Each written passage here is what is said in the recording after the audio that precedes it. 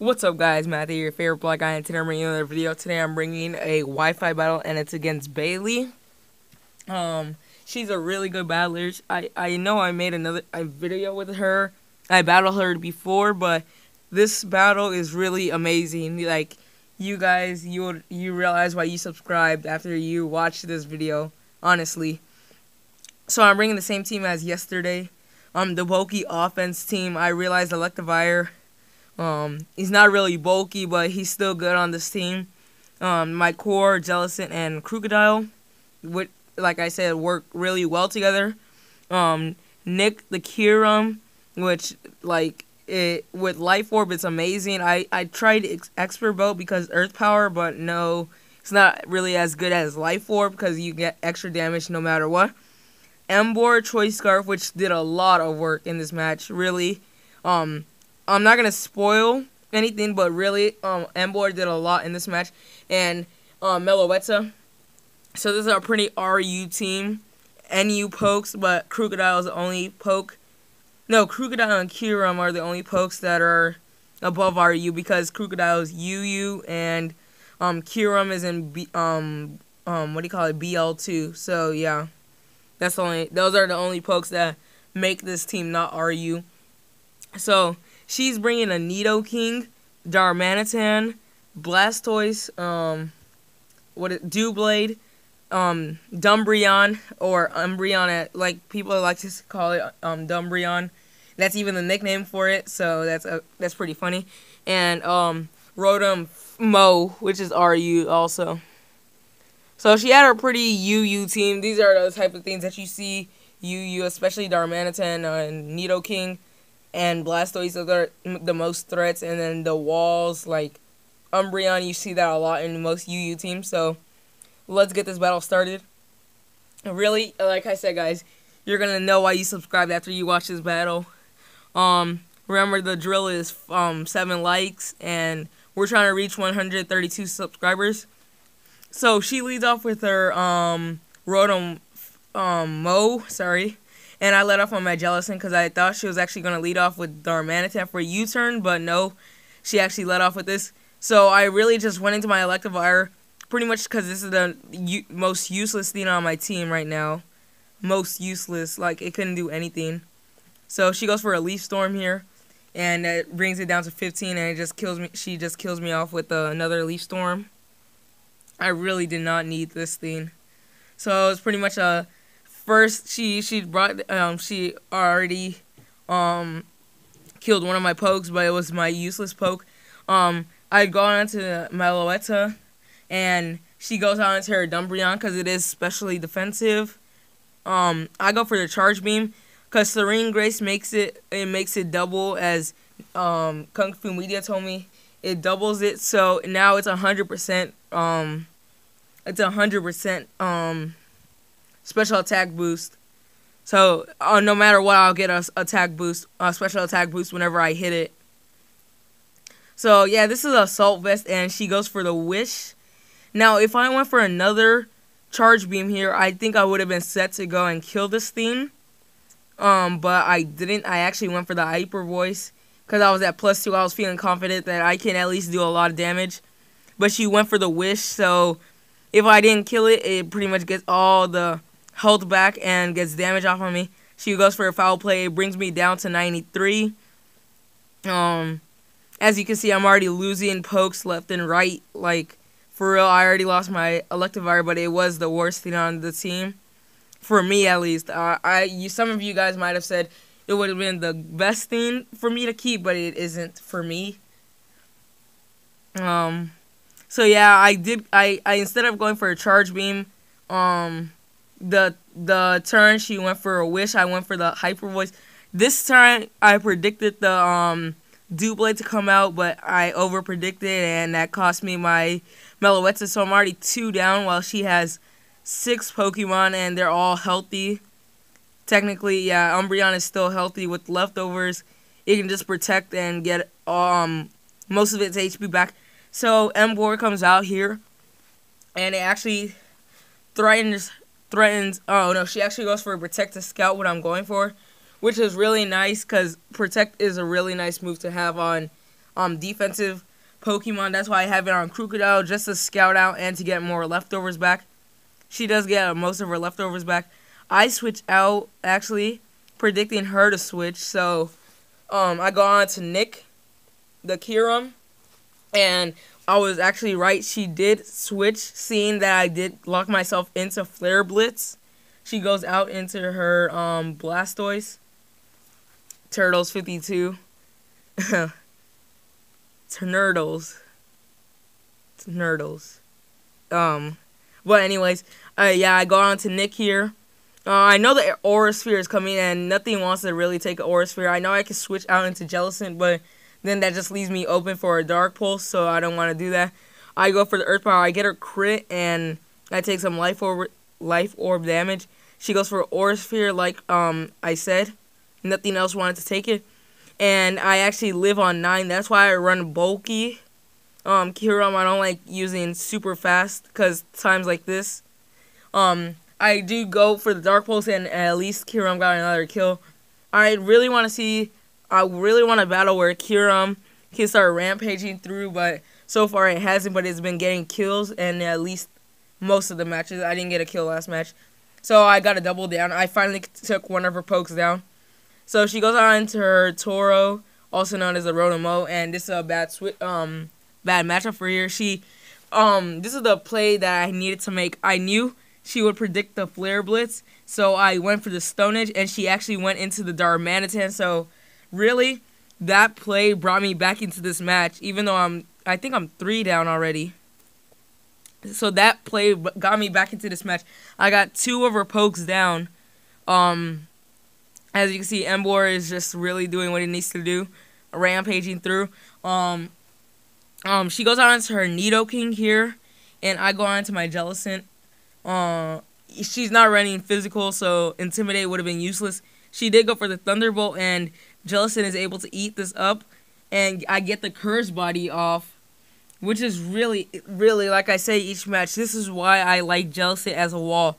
Curse Body is like one of the best abilities that can ever be made in Pokemon. Like, Curse Body makes your opponent, like, if they're locked into something, they have to switch if they can't do anything about it, or they struggle. Pretty much, that's why I really like Curse Body as a move. So she comes out into her, Rotomo, and I'm like, please don't go for Leaf Storm. She didn't go for Leaf Storm, because Leaf Storm would have killed, and I go for the recovery here, and I'm able to get all the HP back and leftovers plus. So she's probably like, I can't do really much to this thing because she's actually locked in. She's probably thinking I could have killed it, but no, she couldn't. And now, noticing that she couldn't kill it, I probably recovered. I go for another recover on the switch. So yeah, my Jellicent is full health. That's why I say this all the time. This is why I like Jellicent as a wall, just because it gets recovered, and it has the ability Cursed Body, which is really nice for those times where you're struggling. So I go for the Scald. I was glad I didn't get the burn here, because this thing has Synchronize. Nobody runs anything other than Synchronize. So pretty much this thing, it doesn't really care for status moves because it has Heal Bell. I go on to my Emboar. She goes for a foul play, and I was hoping it didn't do that much, but it actually did. It brought me down to 44. It did 60 damage. So my Emboar, I know what you're thinking, like, how did it do so much work when it's already damaged this much? But you'll see eventually. It already got 1 kill, like I said. One of the 2 kills I've made this match. That's the funny thing. So she's already winning right now. She has 4 pokes. I have 3. And the 3 I have are my walls. Yeah, my Crocodile, my Jellicent, and my Emboar. Emboar is pretty bad. I wish Jellicent learned Wish so I can Wish Pass, but no, it doesn't. She goes on into her Doublade. I knew the switch was coming into Doublade, so I go for the bulk up here. I know what you're thinking, like, this thing learns Sacred Sword, and I shouldn't stay in on that, but no, I stay in because I'm confident I can live, and I actually live with more than I thought I would live with, because now it's not a 2-hit KO, it's a 1-hit KO. No, not a 1-hit KO. And it's not a 2-hit KO, it's a 3-hit KO. So I go for the crunch here. It does over half. For being uninvested, that's a lot. But I did set up a bulk up. She goes for another Sacred Sword here. And I know what you're thinking, I should switch out into my Jellicent or something like that. No, I'm not going to switch out because I knew she would go for a Shadow Sneak. I knew she would predict me to switch out. So, really, she might have overplayed there. I go for another crunch. And actually going for a Shadow Sneak is a really good play because 1, it's stab, and 2, it can windle my Crocodile down for something so she can just get a revenge kill. So I go for the Protect here just to get more leftovers back. That's pretty much the only reason why I did that. She goes for another Shadow Sneak. She realized that since she can't outspeed anymore, her best play is to windle this thing down at least. If this thing was Life Orb, that would have been better for me, but no, it isn't. It's probably Eviolite. That's why I lived two of these from a stab. And now I finally get the crit. I could have gotten the crit on the last crunch I made, but I didn't. Thank you, Crocodile. But yeah, like I said, guys, you see, I'm trying to make a comeback here. This is gonna make you remember why you subscribed. So she goes for Earth Power, coming back in here, going for Earth Power. She just able to kill off my Crocodile. I didn't know what you're thinking. How are you gonna I know what you're thinking. Like, what are you still doing? You should have forfeit or something like that because I'm already losing. It's 3-2, but I never give up. And also, guys, I wanted to mention. I go for the Shadow Ball here. It does a lot, actually. I wanted to mention, guys, if you're gonna face me, just don't bring any OU pokes. Like, it's not fun. Somebody, I'm not gonna say your name, but the person I just faced swept me with a Mega Garchomp. I'm not meant to expose, so that's why I said I'm not gonna say anything. I go for the Scald here because I predicted. But yeah, like I said, I heard to switch out. I get the crit and I get the burn, so now I have a burnt Jellicent. But like I was saying, guys, don't bring any OU pokes. Like, I got swept by a Mega Garchomp, which wasn't fun because none of my pokes can handle it. So, I might just forfeit if you bring OU poke, unless it's like something that's not very, like, I'm not sure how to say it, but like OU Pokemon can easily beat my teams. But yeah, let me get back to the point. So I switch out. She goes for I actually knew she was not gonna attack this turn. I thought she was either going for the Wish, and I forgot this thing carried Heal Bell. I know I said it earlier in the match that this thing has Heal Bell, but I forgot it carried it. So I was glad I got the switch in safely without my thing dying, Emboar dying. Because if she went for another foul play, would have killed. Because it did 60 last time. So she protected again to see what I was going for, and I go for the Flare Blitz. I stay in because I don't want anything else. I just wanted to see if I can kill everything else. I go for the Flare Blitz, and it's more than enough to take this Nidoking down. So it's 2-2 right now. I'm sitting pretty with my Emboar in here, but the thing is, she has a Choice Scarf Rotom in the back, so pretty much my chances of winning are pretty slim, unless I don't know how Emboar like gets 50 like points added to its speed, cause all the Rotom speeds, if they're changed in forms, I think are in 90s, and Emboar speed is 65. But normally I'm Jolly Choice Scarf, so I still would outspeed. Excuse me, sorry. So I got into my Jellicent here as my sacrifice because I know she can't do anything else from at this point. Thank you, Jellicent, for staying, for doing your best. Really, like I said, guys, this is gonna make you remember why you subscribed. I bring in my last poke. She just goes for Protect to scout out and to get more leftovers.